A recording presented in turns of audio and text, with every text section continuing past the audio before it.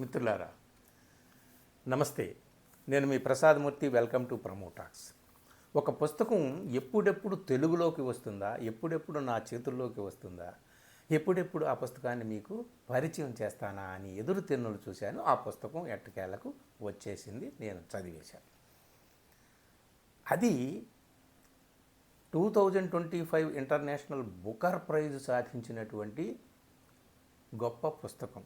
కేవలం 12 అంటే 12 కథల చిన్ని పుస్తకం, చిన్ని కథల సంపుటి. సో ఆ పుస్తకం యొక్క ప్రత్యేకత ఏమిటి అంటే, ఫస్ట్ టైం కథల సంపుటికి బుకర్ ప్రైజ్ రావడమే కాదు, ఫస్ట్ టైం ఒక ఇండియన్ లాంగ్వేజెస్లో, ఒక లాంగ్వేజ్లో రాసినటువంటి పుస్తకానికి ఈ బుకర్ ప్రైజ్ రావడం అనేటటువంటిది గొప్ప విశేషం అన్నమాట. అందున మన పొరుగున ఉన్నటువంటి కన్నడ భాషలో రాసినటువంటి కథల సంపుటి ఇది తెలుగులోకి వచ్చింది. హార్ట్ ల్యాంప్ అని ఇంగ్లీష్లోకి వెళ్ళింది. అది హృదయ దీపం అని తెలుగులోకి వచ్చింది. వచ్చిన వెంటనే అత్యంత వేగంగా ఈ పుస్తకాన్ని తెలుగులోకి తీసుకొచ్చారు ఛాయా పబ్లికేషన్స్ వారు.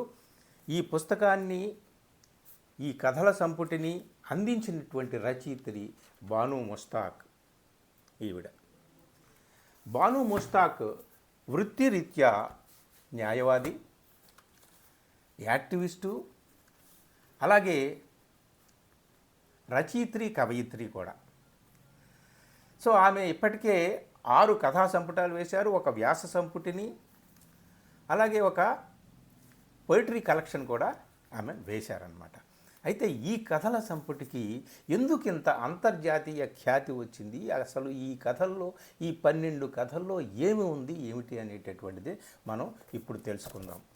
ఈ 12 కథలు, ఈ కథల్ని తెలుగులోకి అనువాదం చేసినటువంటి నాగిని అప్పసాని, ఈమె చక్కగా అనువాదం చేశారండి. మన తెలుగులోనే రచయిత్రి ఈ కథలను రాసిందా అన్నట్టుగా, ఇది అనువాదం కాదు, ఇదే మూలము అని అనిపించేటట్టుగా చక్కటి అనువాదాన్ని అందించారు.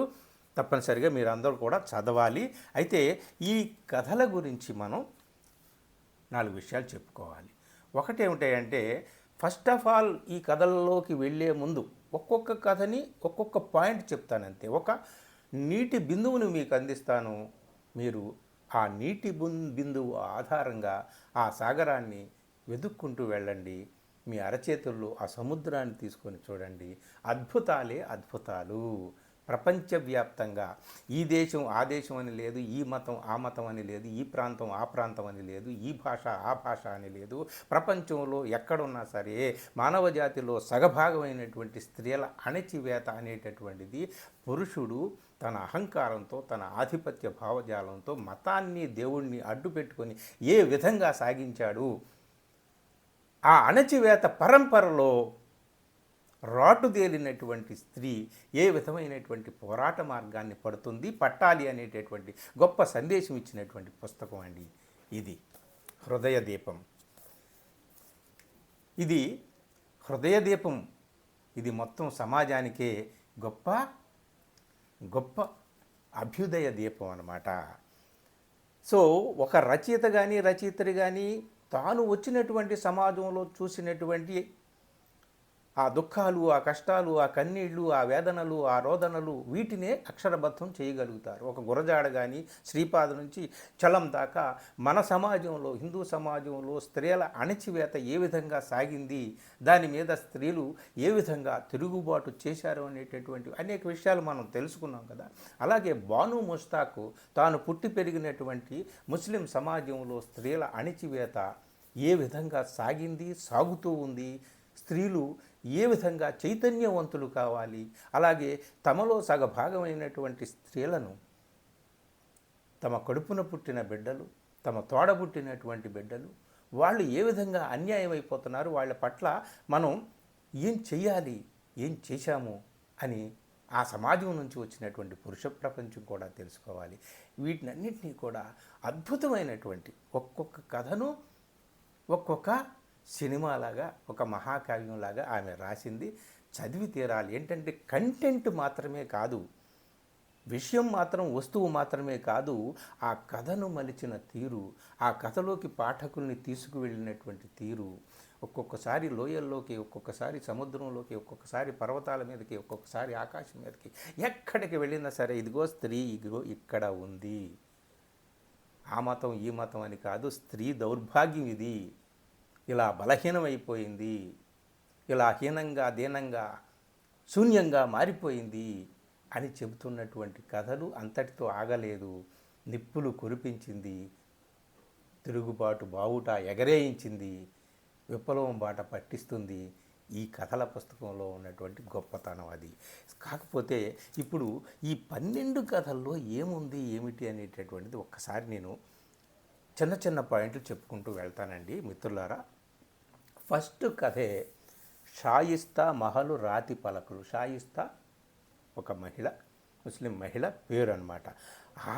ఆమెకు భర్త షాజహాన్ తాజ్మహల్ కట్టించినట్టుగా నీకు నేను షాయిస్తా మహల్ కట్టిస్తానని ప్రేమ ఒలకబోస్తాడు. ఒలకబోసినటువంటి భర్త 5 పిల్లల్ని ప్రసాదించి, 5 పిల్లల్ని ఆమెకు ప్రసాదించి బలహీనురాలని చేసి సజీవంగానే ఆమెకు గోరీ కట్టినటువంటి పరిస్థితి తీసుకొచ్చి చివరికి ఆమె చనిపోతే 40 రోజులకే మరో పిల్లను పెళ్లి చేసుకుంటాడండి. ఆ పిల్లని ఎందుకు చేసుకున్నాను అంటే ఈ 5 సంతానం చూడాలి కదా, చూడడానికి ఒక వ్యక్తి కావాలి కదా అని. అయితే చేసుకున్నది ఎవరు? 18 సంవత్సరాల పిల్లని. అందుకని అతని స్నేహితుడి భార్య చివరిలో అంటుంది కదా, మీరు షాయిస్తా మహల్ కట్టిస్తా అన్నారు. షాయిస్తా మహల్ కట్టించకపోయినా ఆమె సమాధి చుట్టూ రాతి పలకలు మాత్రం బాగా అతికించి బందోబస్తు చేయండి, లేదంటే మీరు చెప్పిన ఆ ప్రేమ కబూర్ల గొప్పతనం, ఆ తీవ్రత, ఆ సున్నితత్వం ఆమెను తాకి ఒక్కసారిగా ఆ సమాధి నుంచి ఎక్కడ లేచి బయటకు వస్తుందో అని అంటుంది. చూడండి, కథ చదవాలంటే కథ మలిచిన తీరు, ఆ కథలో ఆ ఉన్నటువంటి కంటెంట్ని కన్నీటి రూపంలోకి మార్చిన తీరు చూస్తే మామూలుగా ఉండదన్నమాట. రెండో కథ నిప్పుల వర్షం అనేటటువంటిది. ఇది ప్రతి మతానికి పెద్దలు ఉంటారుగా, మత గురువులు ఉంటారు, మత పెద్దలు ఉంటారుగా. ముతవల్లి సాబ్ అనేటటువంటి ఆయన మత పెద్ద, అందరికీ తగువులు తీరుస్తూ ఉంటాడు, నీతులు చెప్తూ ఉంటాడు, హితబోధలు చేస్తూ ఉంటాడు. కానీ తన దాకా వచ్చేసరికి రివర్స్ అవుతాడు. తన సోదరి, తన తోడబుట్టినటువంటి చెల్లెలకి తండ్రి ఆస్తిలో వాటా ఇవ్వడానికి అడిగినప్పుడు ఆయన దాన్ని ఎలా తప్పించుకోవాలని వ్యూహాలు పన్నుతాడే. అబ్బాబ్బాబ్బా, ఇది చూడాలన్నమాట. అయితే స్త్రీలందరూ కూడా ఇంచుమించుగా ఒకరికి ఒకరు సాయపడాలని అనుకుంటారు. స్త్రీ జాతి అటువంటిది. సో అందులో ఈ ఈ మత పెద్ద భార్య అంటుంది, అయ్యా మీకు తోడబుట్టినదే కదా, మన షరియత్తులో కూడా ఉంది కదా, మన దేవుడు కూడా చెప్పాడు కదా వాటా ఇవ్వాలి తోడబుట్టిన వాళ్ళకు కూడా తల్లిదండ్రుల ఆస్తిలో అని చెప్పేసి ఇవ్వండి, లేకపోతే హక్కుదారు తరసేతో అంగారు కా నూరు బర్సే అని చెప్పేసి నూహు బర్సే అని చెప్పి ఆమె అంటుందంటే, హక్కుదారు ఎవరైతే ఉంటాడో ఆ హక్కుదారు నిజంగా బాధపడితే, కన్నీళ్లు పెడితే నిప్పుల వాన కురుస్తుందని భార్య హెచ్చరిస్తుంది. అయినా సరే చెల్లెలకి వాటా ఇవ్వకూడదు, ఎలా తప్పించుకోవాలని వేరే వ్యూహాలు పొందుతాడనమాట. అబ్బాబా, కథ చదవాలి నిజంగా. కథ చదివాక నిప్పుల వర్షం ఎక్కడ కురుస్తుంది అంటే, ఎవరి మీద కురుస్తుంది, ఎలా కురుస్తుంది అనేది అర్థమై మన మనసంతా చిటపటమంటుంది అనమాట కథ. తర్వాత నల్లత్రాచులు అనే కథ ఉందండి. ఇది కూడా తగులు తీర్చేటటువంటి ముతవల్లి సాబ్ మత పెద్ద. ఆయన ఎవరి పక్షాన ఉండాలి? తగులు తీర్చేటటువంటి పెద్ద న్యాయం పక్షాన ఉండాలి. కానీ ఆయన కూడా పురుషుడు కాబట్టి పురుషుడి పక్షానే ఉంటాడనమాట. పురుషుడి పక్షాన్ని నిలబడి ఒక ఆడబిడ్డకి ఘోరంగా తన ముందు అన్యాయం జరుగుతున్నా సరే, మరో స్త్రీని పెళ్ళాడడానికి తన కళ్ళ ముందే తన భార్యను కాలితో తన్నితే బిడ్డ చనిపోతే అలా చూస్తూ కూర్చుంటాడు ఆ మత పెద్ద. ఎందుకంటే ఆయన కూడా పురుషుడేగా. మతం కూడా ఆయన కోసం, దేవుడు కూడా పురుషుల కోసమే ఉన్నటువంటి సమాజం కదా.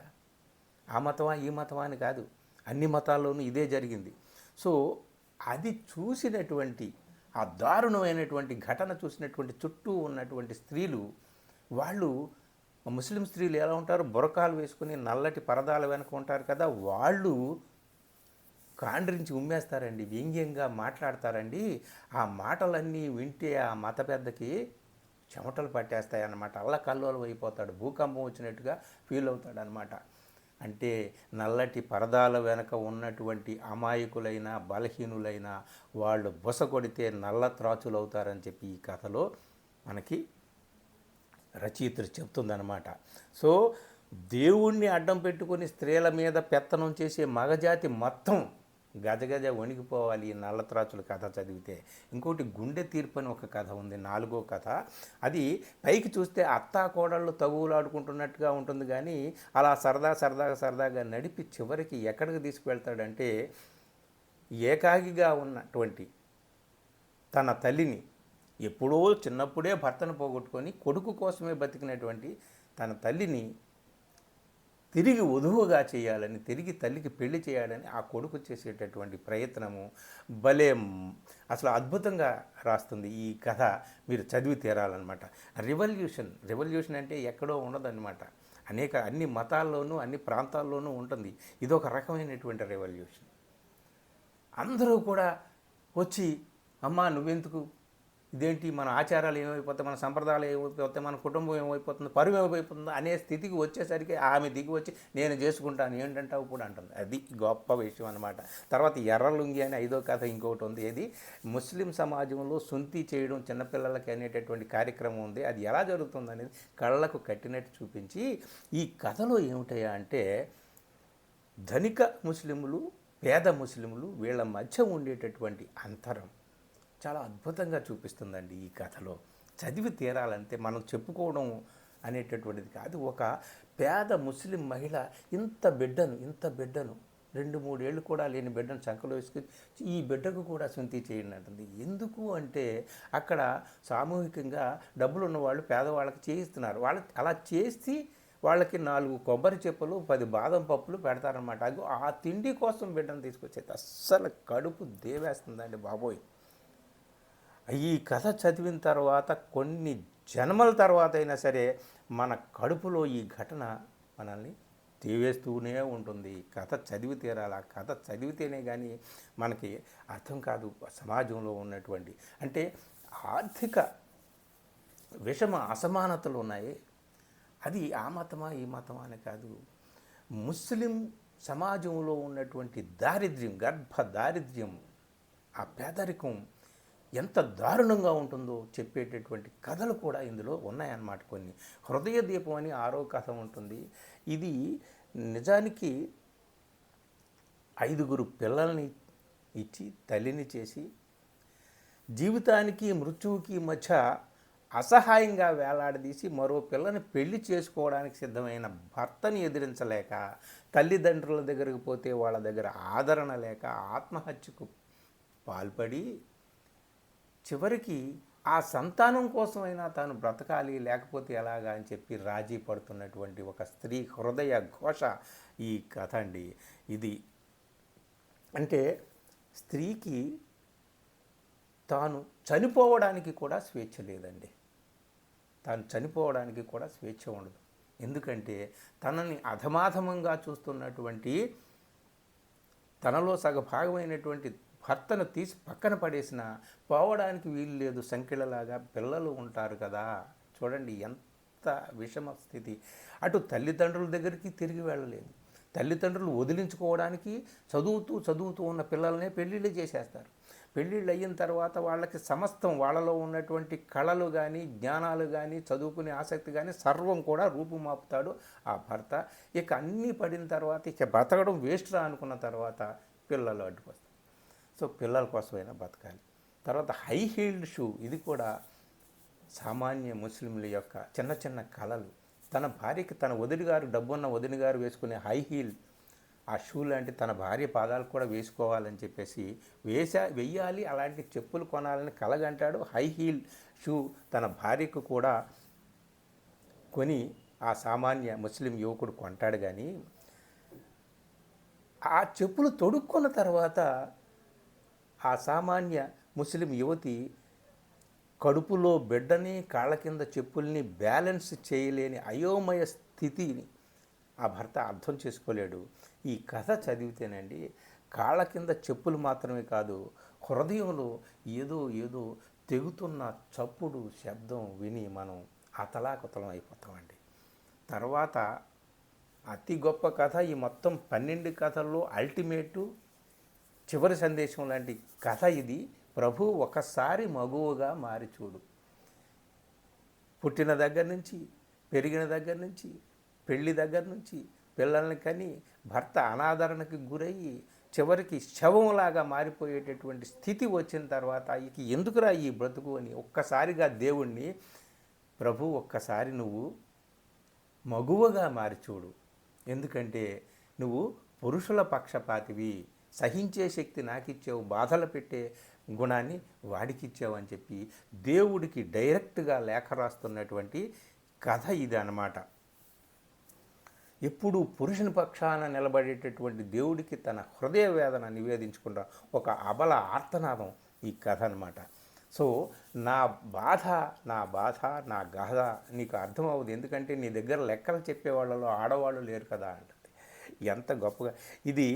ఇందులో చివరిగా ఈ అబల, ఈ అసహాయురాలు దేవుణ్ణి అంటుంది కదా, ఏమనంటే నువ్వు ఇంకోసారి ఈ ప్రపంచాన్ని నిర్మించినట్టయితే, ఆడా మగని సృష్టించేటట్టయితే పనితనం లేని కుమ్మరివి కాకు, నీకు పనితనం లేదు, నువ్వు సరైనటువంటి కుమ్మరివి కాదు, కానీ ఇప్పుడైనా సరే అలా ఉండకో, రా భువికి రా, దిగిరా, ఓసారి మగువగా మారి చూడు, ఒక్కసారి నువ్వు స్త్రీగా నిన్ను నువ్వు మార్చుకొని ఈ భూమి మీదకి రా, అప్పుడు స్త్రీలు పడే వేదన ఏంటో నీకు అర్థమవుతుందిరా అని చెప్పి భగవంతుణ్ణి చెంప మీద వాయించినట్టుగా వాయిస్తుందండి ఈ కథ.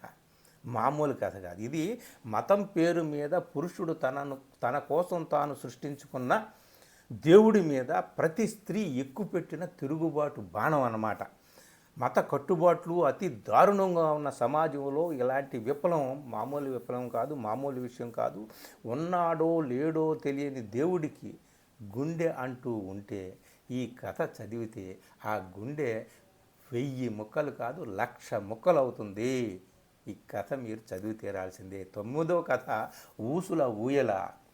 పెరిగి పెద్ద అయిన తర్వాత స్త్రీలలాగా కాదు, పురుషుల్లాగా కాదు, స్త్రీలు మాత్రం ఎలాంటి దీనమైన హీనమైనటువంటి స్థితికి వెళ్ళిపోతారో మనం ఈ కథల్లో చూస్తున్నాం, సమాజంలో చూస్తున్నాం. కానీ వాళ్ళ బాల్యం మాత్రం పురుషుల బాల్యం ఎలా ఉంటుందో స్త్రీల బాల్యం కూడా అలాగే ఉంటుంది. అంత అందమైన బాల్యం. కానీ పెరిగి పెద్ద అయిన తర్వాత పురుషులు స్వేచ్ఛగా ఎగురుతూ ఉంటారు, స్త్రీలు మాత్రం బంధనాల్లో చిక్కి, కన్నీటిలో చిక్కి శల్యమైపోతూ ఉంటారు, జీవోత్సవాల్లా మారిపోతూ ఉంటారు అని చెప్పినటువంటి ఊసుల ఊయల, ఆ జ్ఞాపకాల ఊయలలోకి తీసుకువెళ్తుందన్నమాట ఈ కథ. 10వ కథ స్వర్గం అంటే అని. చిన్నప్పుడే ఒక చిన్నపిల్లలకే పెళ్ళిళ్ళు చేసేసేవారు కదా, 10-11 సంవత్సరాలకే. ఈ కథ ఏమిటంటే ఒక వృద్ధ స్త్రీ కథ ఇది. ఆమె పెళ్ళి ఎప్పుడైందంటే భర్త చనిపోయిన ఏడాదికి పెద్ద మనిషి అవుతుంది. అది ఆమె ఆ భర్తనే తలుచుకుంటూ జీవితం అంతా గడిపేస్తుంది. అబ్బబ్బబ్బా, ఒక్కొక్క కథ అండి, ఇది మామూలు కథలు కాదు, చదివి తీరాల్సినటువంటి కథలు. కఫన్ అని 11వ కథ. ఒక నిరుపేదరాలు మక్కా నుంచి తన కోసం కఫన్ తెప్పించుకోవాలని కలలు కంటుంది ఈ కథ. ఇలాగా 12వ కథ అరబిక్ మాస్టారు గోబీ మంచూరియా. ఇది చాలా సరదాగా ఉంటుంది. ఒకటికి ఆ ముస్లిం పాఠాలు చెప్పుకునేటటువంటి, మత బోధనలు చేసేటటువంటి యువకుడికి గోబీ మంచూరియా అంటే ఇష్టం. అంతా బాగానే ఉంటుంది. కానీ వాడు కూడా ఆఖరికి పెళ్లి చేసుకొని పెళ్ళాన్ని గోబీ మంచూరియా చేయట్లేదని చెప్పి పెళ్ళాన్ని చిత్రహింసలు పెడతాడండి. ఆఖరి చూడండి, అతి చిన్న చిన్న విషయాలు కూడా స్త్రీలకు ఎంత నరకయాతనగా మారతాయో, పురుషుడి యొక్క అతి మామూలు చిన్న కోరికలు కూడా స్త్రీలకు ఎంత హింసగా మారుతుందో అని చెప్పినటువంటి కథ ఇది. ఇది 12 కథలు చిన్న చిన్న పాయింట్లుగా మీకు నేను చెప్పాను. ఈ కథలన్నింటినీ కూడా ఒక్కొక్క కథని మీరు ఒక్కొక్క రోజు చదివి అలాగా ఉండిపోతారు తప్పనిసరిగా. ఇంత అద్భుతమైనటువంటి కథ మన సౌత్ లాంగ్వేజ్లో వచ్చినటువంటి కథ హృదయ దీపం. ఈ పుస్తకం అమెజాన్లో దొరుకుతుంది. అలాగే ఇప్పుడు బుక్ ఎగ్జిబిషన్ హైదరాబాద్లో స్టార్ట్ అయింది. ఇది ఛాయావారి స్టాల్స్ 178 179 స్టాల్స్లో కూడా దొరుకుతుంది. మీకు నేను డిస్క్రిప్షన్లో ఇస్తాను. చివరిగా మనం చెప్పేది ఏమిటంటే, రచయిత్రి తాను వచ్చినటువంటి ముస్లిం సామాజిక నేపథ్యం నుంచి ఆ స్త్రీల గాథల్ని, కథల్ని, వ్యధల్ని తీసుకొని రాసినటువంటిది ఇది ఆ మతం ఈ మతం అని లేదు, ముందే చెప్పాం కదా. అయితే చివరిగా ఈ కథలన్నీ చదివిన తర్వాత నాకు అర్థమైంది ఏమిటయ్యా అంటే, స్త్రీలకి మతం ఉండదండి. స్త్రీలకి మతం ఉండదు. స్త్రీలకి దేవుడు కూడా ఉండడు. మతాన్ని పురుషుడు సృష్టించుకున్నాడు, దేవుణ్ణి పురుషుడు సృష్టించుకున్నాడు. ఎందుకంటే తమలో సగభాగమైనటువంటి స్త్రీలను తమ బానిసలుగా కలకాలం కట్టి పారేసి ఉంచడానికి పురుషుడికి అవసరం మతం, పురుషుడికి దేవుడు అవసరము, స్త్రీకి మాత్రం కాదు. కాబట్టి స్త్రీలందరూ కూడా ఏ మతంలో ఉన్నా సరే, ఏ ప్రాంతంలో భాషలో ఉన్నా స్త్రీ అందరూ ఒకటే, వాళ్ళ బాధలు వాళ్ళ గాథలు ఒకటే అని చెప్పినటువంటి అద్భుతమైనటువంటి కథల పుస్తకం. ఈ కథల పుస్తకాన్ని తప్పనిసరిగా మీరు చదువుతారు, తెప్పించుకుంటారు. చదివిన తర్వాత ఒకసారి మళ్ళీ నా వీడియో వినండి, మీకు మంచి కామెంట్లు పెట్టండి, నచ్చితే మిత్రులకు కూడా షేర్ చేయండి. Thank you.